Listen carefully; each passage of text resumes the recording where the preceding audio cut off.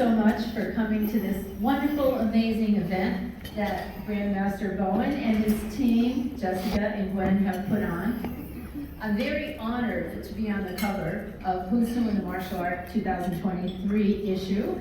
I was on the second cover back in 2016, and like Grandmaster said, whenever he calls me, I definitely am there for him, because I so believe in all the things that he does for all martial artists. And it's out of his heart, it's out of love, it's out of family, and like he said, it's not for himself. We were just having this discussion right here. And I think this book is so awesome because it's not about me, it's not about me being on the cover, it's about you being in the book and sharing your legacies. And legacy is a very important thing to me. It's not about having a monument with your life on, it's about living a monumental life and having others be inspired to do the same. And I think so many times we just don't realize the impact that we have on people as martial art instructors. Just the other day, I thought he was a fan and he wanted to do a 10-minute Zoom chat with me.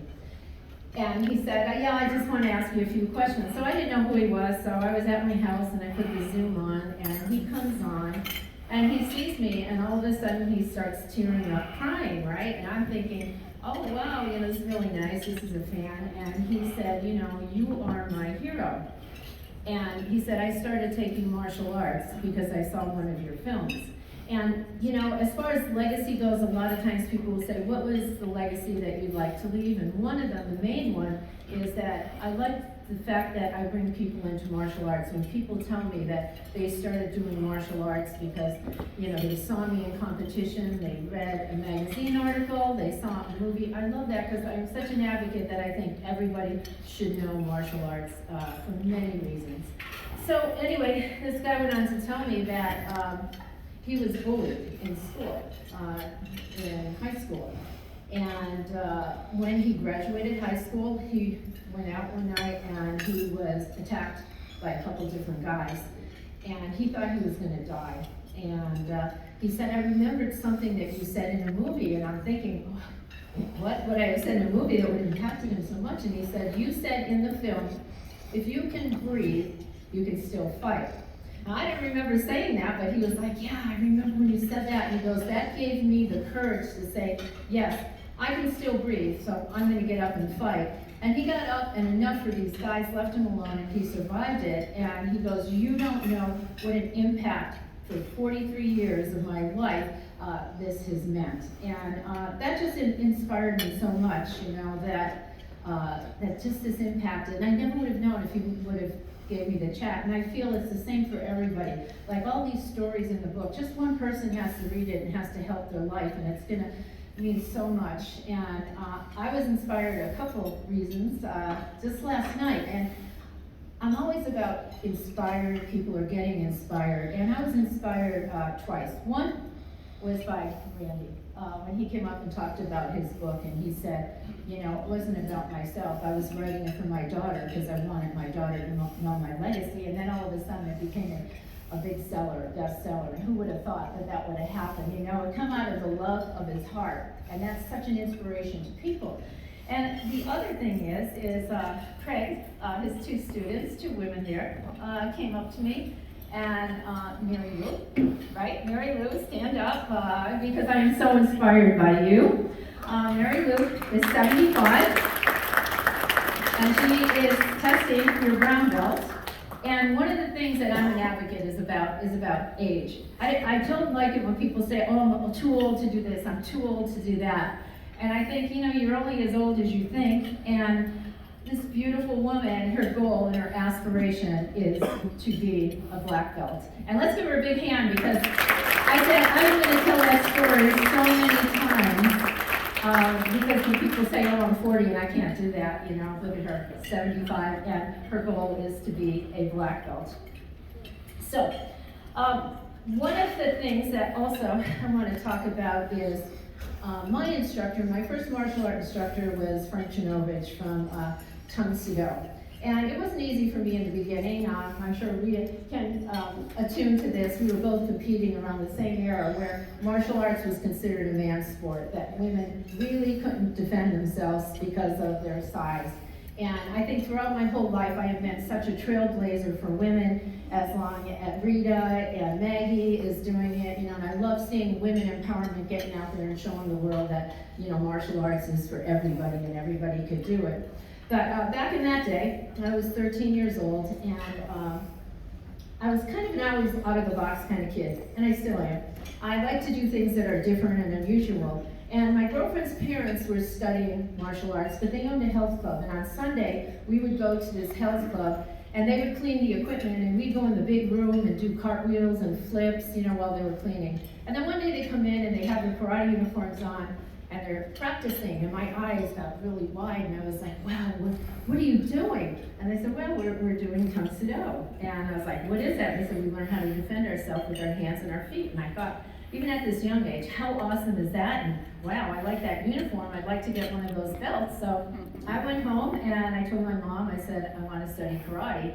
And my mom was used to me, even at this age, of trying so many things. I've tried, I went dance, I did baton lessons, I did guitar, I did piano, you name it, I tried it. And now, here I want to try martial arts. But the thing is, I never really stuck with anything. I just tried it for a while. So I go into my class, and back then, we were having a discussion about martial arts back in the 70s. It's not like it is today. It's not a business. The instructors had jobs. They were teaching part-time at night, and they didn't really care about the money. It was more like if you were tough enough to hang with them, then you could do martial arts.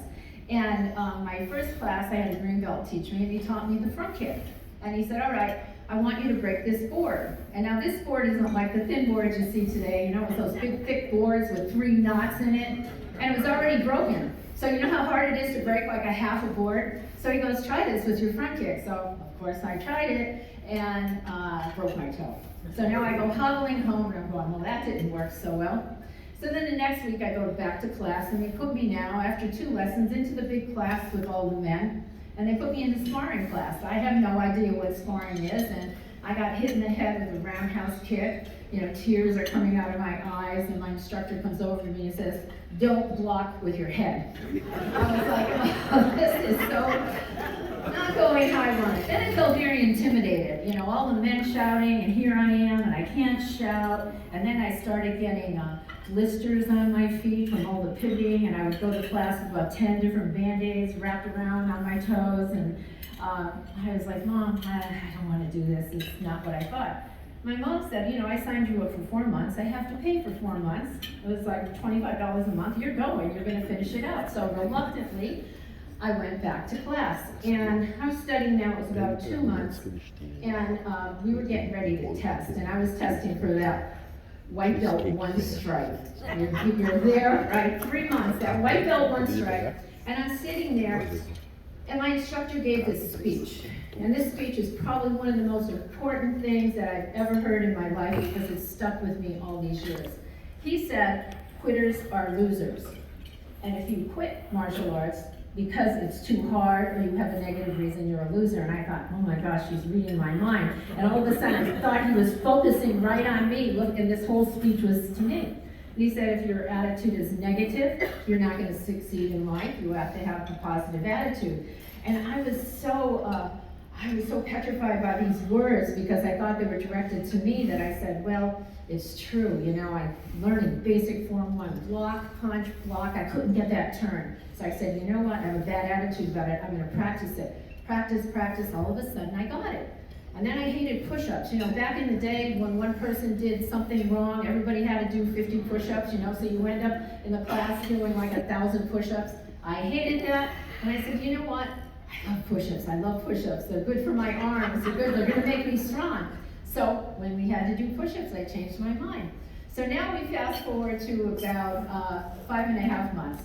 I tested, and not only did I get my black stripe, I got orange belt 1 stripe. I passed the belt because his words were so important to me that, yes, I have to really work hard at this. And it gave me the lesson of never to give up. Things are hard in life, but if we fail, we just gotta get back up and do it again. And if it wasn't for his words, it would have changed the whole path of my life. You know, the career that I'm on, I would be doing martial arts. And I wish he was around to be in this book so people could see his legacy and how it impacted my life. So it was very, very, very important. So now about when I competed, my instructor wanted me to go into a competition at 5.5 months. Back in the day, you remember, it was just women, all ranks.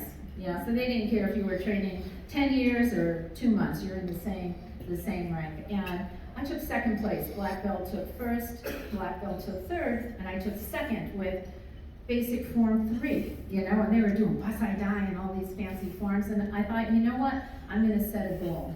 I'm gonna be the best in martial art form. I'm gonna practice so hard, so I went from 2 days a week to 5 days a week, and I set this goal. And that's one of the things that I feel martial arts does. It helps us to set goals and keep them. And it's not only about your training, it's about your life, you know, setting that goal. And sometimes we do something that, you know, say, oh, I want to lose like 10 pounds, and then you go out and have that banana cream pie, you know, and then you get all upset, but it's okay, you get back on the track. And I always think that life is kind of like a GPS. We plug in where we want to go, but maybe we take a wrong turn, but the GPS will always get us back on track. And that's how I feel about our life, is that we